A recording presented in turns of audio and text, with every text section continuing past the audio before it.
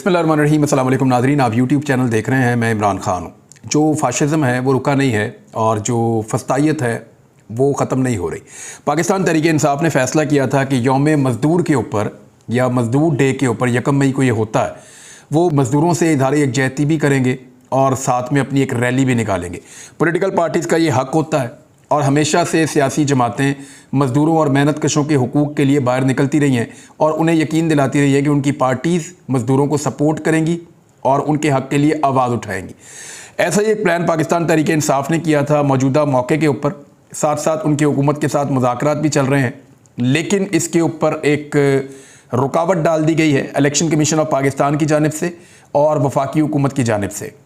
सबसे पहले आप इलेक्शन कमीशन ऑफ पाकिस्तान की जानिब से देखें तो तहरीक इंसाफ को रैली निकालने पर उन्होंने मना कर दिया है और नोटिस जारी कर दिया है।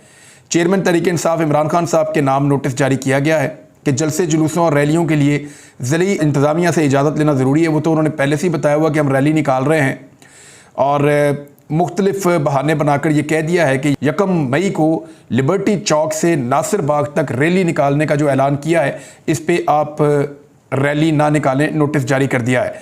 पाकिस्तान तहरीक इंसाफ ने इससे पहले ही रुजू कर रखा है और वो अदालत से उम्मीद करते हैं कि उनके रस्ते में रुकावट नहीं डाली जाएगी। कल पीर का दिन है, सुबह वो हाई कोर्ट में भी जाएंगे उम्मीद है और वहाँ जाकर कहेंगे जी हमें रैली निकालने दी जाए।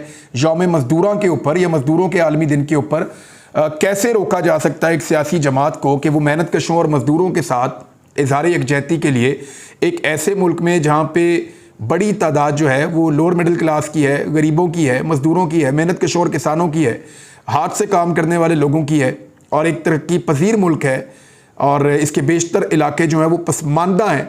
एक ऐसे मुल्क के अंदर किस तरह मुमकिन है कि आप मज़दूरों के साथ इज़हार यकजहती करें और आपको रैली ना निकालने दी जाए। अब इसको गैर कानूनी नोटिस करार दिया है इलेक्शन कमीशन के नोटिस को पाकिस्तान तहरीक इंसाफ ने। ज़रा थोड़ा सा मैं आपको बता देता हूँ 1 मई के हवाले से कि 1 मई है क्या। 1 मई ये 1880 के बाद की बात है। 1880 में 1881, 82, 83, 84 ये वो साल हैं जब अमेरिका के अंदर रेवोल्यूशन आ रहा था और वहाँ पे इंडस्ट्री बहुत तेज़ी से लग रही थी, नई नई मशीनें आ रही थी। उस दौर में मज़दूरों को ये भी लगता था कि जो नई मशीनें आ रही हैं, इन मशीनों के लगने के बाद हमारा रोज़गार ख़त्म हो जाएगा और उन्हें लगता था कि उनके हुकूक गस्ब कर लिए जाएंगे। जबकि बहुत सारे लोगों ने उनको उस दौर में समझाया कि एक्चुअली आपके हुकूक मशीनें ज़ाया नहीं करेंगी, आपके हुकूक को जो आपके आजिर हैं, ये जो आपके मालिकान हैं या ये जो ऊपर बैठे हुए लोग हैं, जो सरमायादार हैं, ये एक्चुअली आपके हुकूक पर डाका डाल रहे हैं। लेकिन ये एहतजाज का सिलसिला शुरू हुआ, मज़दूरों ने आवाज़ उठाना शुरू की और उन्होंने अमेरिका के अंदर जगह जगह एहतजाज किया और उन्होंने कहा जी कि हमें हमारा हक़ दिया जाए। मज़दूरों की जो मज़दूरी की टाइमिंग है वो होनी चाहिए कि 8 घंटे तक हमसे काम लिया जाए, उससे ज़्यादा ना लिया जाए। फिर वो ये कहते थे कि हमें मुनासिब उजरत मिलनी चाहिए, कम से कम उजरत का तयन होना चाहिए, हमारे भी हुकूक हैं, हमारे बच्चों को तालीम मिलनी चाहिए, सेहत मिलना चाहिए, रोज़गार मिलना चाहिए, हमारी हफ्ते में कोई एक छुट्टी भी होनी चाहिए। पहले छुट्टी भी नहीं होती थी, कोई कॉन्सेप्ट नहीं था, लगातार काम करवाते थे और अपनी मर्ज़ी से मजदूरी देते थे, बाद औक़ात पैसे भी नहीं देते थे, बाद औक़ात ज़बरदस्ती काम करवाया जाता था। इन सारी चीज़ों से मज़दूर परेशान थे। मज़दूरों ने यूनिटी बनाई और इत्तफ़ाक़ राय पैदा किया और अमेरिका के अंदर एहतजाज का जो बड़ा सिलसिला है वो शुरू हुआ 1 मई 1886 को। ये बहुत बड़ा एहतजाज था। अमेरिका के अंदर लगभग 2 लाख मज़दूर इस दिन एहतजाज के लिए निकले और सिर्फ शिकागो के अंदर लगभग 80,000 मज़दूर एहतजाज के लिए निकले। शिकागो का एक एरिया है जिसे हम कहते हैं है मार्केट स्क्वायर। ये जो है यहाँ पे मरकज़ी जुलूस से निकला मज़दूर रहनुमाओं का और वहाँ पे खिताब के दौरान पुलिस ने मुदाखलत की थी। पुलिस ने वहाँ पे अंधाधुंध गोली भी चलाई जिसके नतीजे में 50 के करीब मज़दूर मौके के ऊपर जाँ बहक हो गए, जबकि सैकड़ों मज़दूर ज़ख्मी हो गए। अमेरिका के मुख्तलिफ इलाकों में एहतजाज हुआ, हंगामे हुए, हालात बहुत ख़राब हुए, लेकिन बिलाखिर फिर मज़दूरों की बाद में जीत हो गई और आज इस दिन को याद रखा जाता है यौम मज़दूर के दिन के तौर पर। मज़दूरों का झंडा अगर आप देखें तो वो लाल रंग का है, सुर्ख। ये इसलिए है कि जब पुलिस ने गोली चलाई और बहुत सारे मज़दूर मारे गए तो उनमें से एक मज़दूर ने अपने दोस्त की कमीज़ उतारी जो सफ़ेद रंग की थी और उसको हवा में बुलंद किया, तो उसके खून की वजह से वो कमीज़ सुर्ख हो चुकी थी। तो उस सुर्ख कमीज़ की याद में आज मज़दूरों के जो झंडे का रंग है, या वो झंडा उठाते हैं मज़दूर जो हाथ में, उसके झंडे का रंग जो है वो लाल है, सुर्ख है। ये उनकी अलामत है। और इस तरह ये दिन मज़दूरों का शुरू हुआ। तब से लेके अब तक हर साल यौम मई जो है 1 मई को मज़दूरों के आलमी दिन के तौर पे मनाया जाता है। और पूरी दुनिया के अंदर मज़दूरों को उनके हुकूक देने के लिए सेमिनार्स होते हैं, रैलीज़ होती हैं, जलसे और जुलूस किए जाते हैं। बहुत सारे मज़दूर रहनुमा जो हैं वो मुल्कों के अंदर इस हवाले से प्रोग्राम्स करते हैं। लेकिन पाकिस्तान के अंदर पाकिस्तान तहरीक इंसाफ को इजाज़त नहीं है बाकी कोई कुछ भी करे। वो इसलिए है कि पाकिस्तान मज़दूरों का मुल्क नहीं है, पाकिस्तान एस्टेब्लिशमेंट का मुल्क है।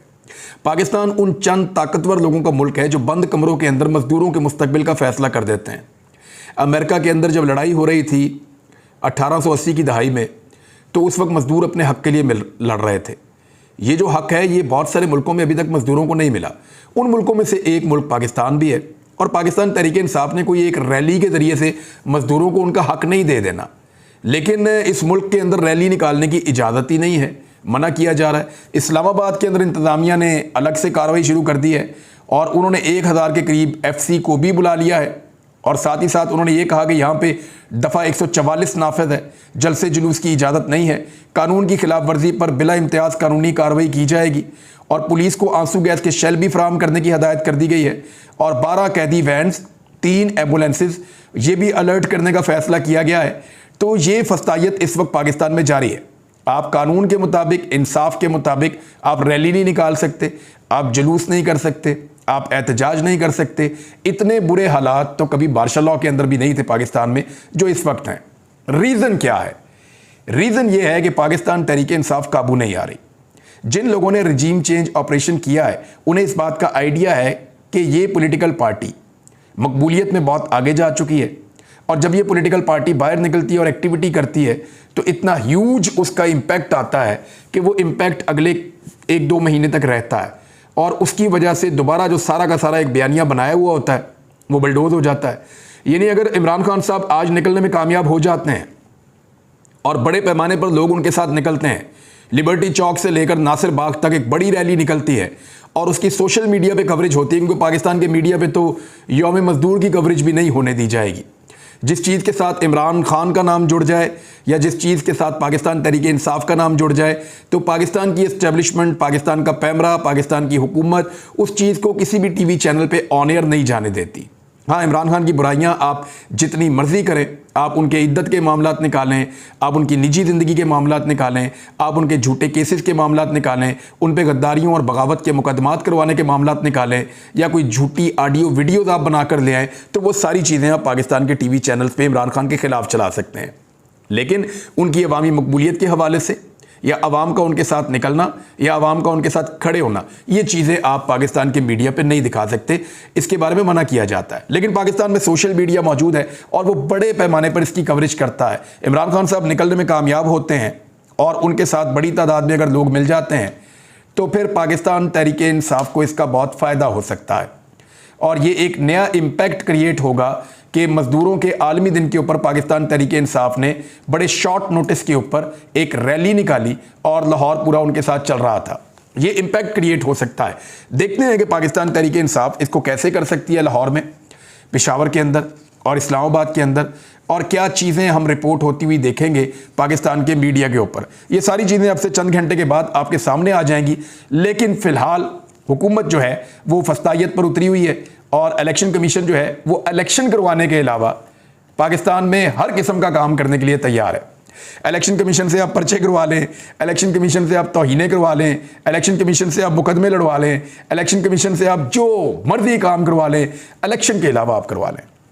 इस वक्त इलेक्शन कमीशन जो उनका असल काम है इलेक्शन करने का, उसके अलावा कुछ भी नहीं कर रहा। इमरान खान साहब ने कहा है कि निगरान हुकूमत गैर आईनी है, रैली में अपना आईनी हक मांगेंगे। वीडियो लिंक के जरिए खिताब करते हुए उन्होंने कहा, कल दिन 1 बजे लिबर्टी चौक से नासिर बाग जाएंगे। पाकिस्तानियों को दावत देता हूं कि वे रैली में शिरकत करें, मैं खुद रैली की क़यादत करूंगा, मेरे साथ निकलें। रावलपिंडी से शुरू होने वाली रैली को शाह महमूद कुरैशी और असद उमर लीड करेंगे। खैबर पख्तूनख्वा से परवेज़ खटक समेत ओहदेदारान रैली की क़यादत करेंगे। पूरी कौम को तीनों रैलियों में शिरकत की दावत दे रहा हूं।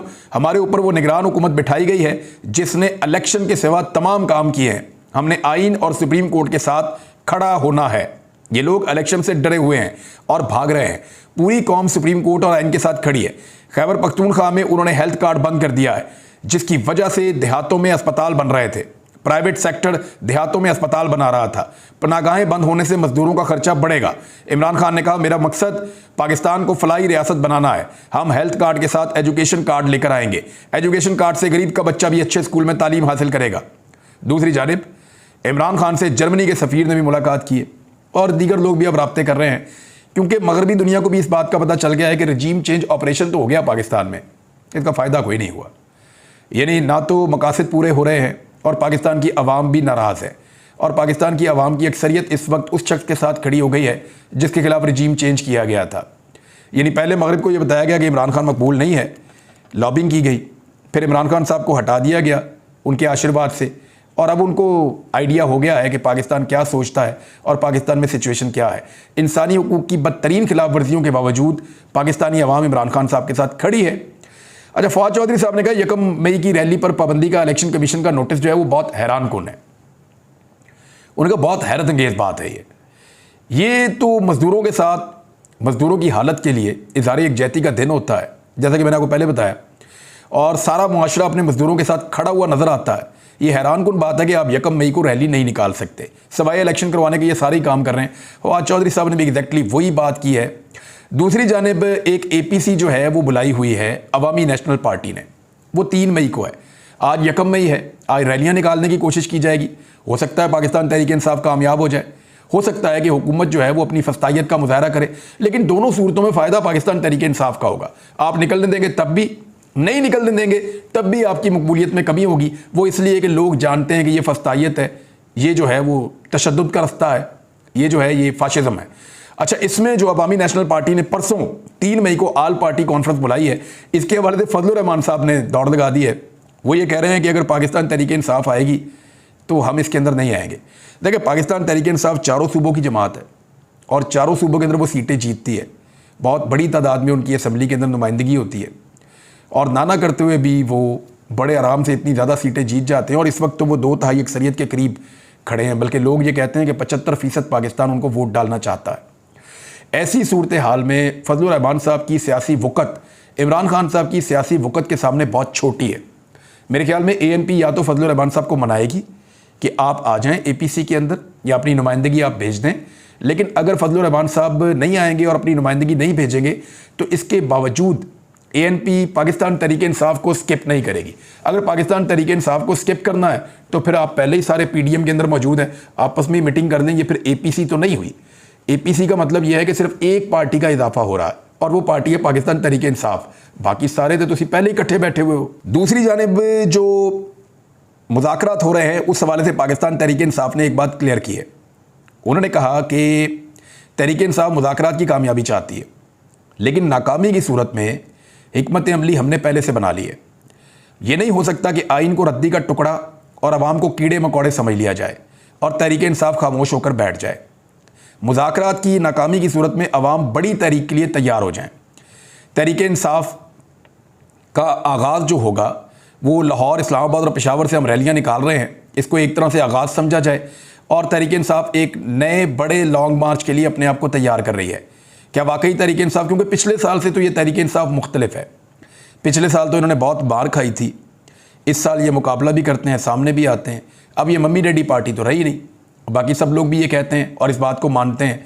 तो अब तहरीक इंसाफ एक डिफरेंट और डिफ़िकल्ट पार्टी है और अगर अब ये निकलते हैं एहतजाज करने के लिए या लॉन्ग मार्च लेकर इस्लामाबाद की तरफ जाते हैं आइन की बहाली के लिए और आइन के मुताबिक इंतखाबात का हक लेने के लिए, तो ऐसी सूरत में एक तो इनको रोकना भी थोड़ा मुश्किल होगा, दूसरा इंसानी हुकूक के हवाले से आलमी सतह पर जो बेचैनी पाई जा रही है पाकिस्तान के अंदर, UN में, अमेरिका में, यूरोप में, हर जगह से ये आवाज़ें आ रही हैं कि पाकिस्तान के अंदर इंसानी हुकूक की बदतरीन खिलाफ वर्जियाँ की जा रही हैं। अब अगर मज़ीद इंसानी हुकूक की खिलाफ वर्जियाँ की जाती हैं तो जो मौजूदा इस्टेब्लिशमेंट है उसके ऊपर बहुत दबाव बढ़ेगा कि आप इंसानी हुकूक की खिलाफ वर्जियों से बाज रहें। एक और ख़बर है जी, ये TLP वालों के लिए है और वो ये है कि TLP का चैलेंज कबूल कर लिया हुकूमत ने और मेरे ख्याल में इसीलिए कबूल किया है कि उनका कहीं लॉन्ग मार्च का ख्वाब अधूरा ना रह जाए। जो एक ख्वाहिश है कि इनको निकाला जाए और सड़कों पर लाया जाए, 14 मई के इलेक्शन से 2 दिन पहले का जो इन्होंने अनाउंसमेंट किया है साद रिजवी साहब ने, यानी समझ नहीं आती कि एस्टेब्लिशमेंट का इतना भी क्या डर है या खौफ है आपको कि आपने एस्टेब्लिशमेंट के इशारे के ऊपर आपने लॉन्ग मार्च का ऐलान कर दिया कि जनाब हम लॉन्ग मार्च लेकर आएंगे, लेकिन इलेक्शन में अपने उम्मीदवार आपने खड़े किए हुए हैं और इलेक्शन से सिर्फ 2 दिन पहले का टाइम दे दिया है। वो तो बाद में पता चला कि इलेक्शन होने या नहीं होने 14 मई को, वो तो इलेक्शन कमीशन ने बाद में बताया। साद रिजवी को पहले ही पता था कि इलेक्शन 14 मई को नहीं होने, मैंने 11 मई को लॉन्ग मार्च लेकर आना है, ले आओ जी लॉन्ग मार्च। क्योंकि हुकूमत ने अब ये कह दिया है कि पेट्रोल का, उन्होंने कहा था साद रिजवी ने कि पेट्रोल की कीमत कम की जाए, तो पेट्रोल की ही कीमत हुकूमत ने कम नहीं की, अब बाकी डीजल की कम कर दी है। डीजल की कीमत हुकूमत ने 5 रुपए फी लीटर, बहुत मामूली सी डीजल की कीमत 5 रुपए फी लीटर कम की है, जबकि पेट्रोल की कीमत आलमी मंडी में कम होने के बावजूद अल्लामा साद रिजवी के चैलेंज को मद्देनजर रखते हुए, उनकी ख्वाहिश को मद्देनजर रखते हुए हुकूमत ने कम करने से इनकार कर दिया और बरकरार रखी पेट्रोल की कीमत। तो जनाब ये है मैदान और ये है घोड़ा। अब तो हो भी नहीं रहा 14 मई को इलेक्शन, तो देखते हैं कि साद रिजवी साहब कितना बड़ा लॉन्ग मार्च लेकर जाते हैं, कितना बड़ा जुलूस लेकर जाते हैं, कितना बड़ा धरना देते हैं और कैसे पेट्रोल की कीमत को आलमी मंडी के मुताबिक लगभग 150 रुपये या इससे नीचे लेकर आते हैं।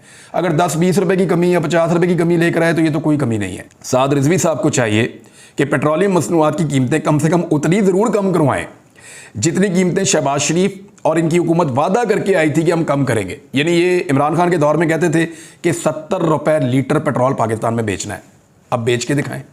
तो साद रिजवी साहब को अब एहतजाज करना है और हुकूमत ने उसके लिए ग्राउंड भी फराहम कर दी है। तो नाज़रीन अब तक के लिए इतना ही। अपना ख्याल रखिएगा, अपने इस चैनल का भी। अल्लाह हाफ़िज़।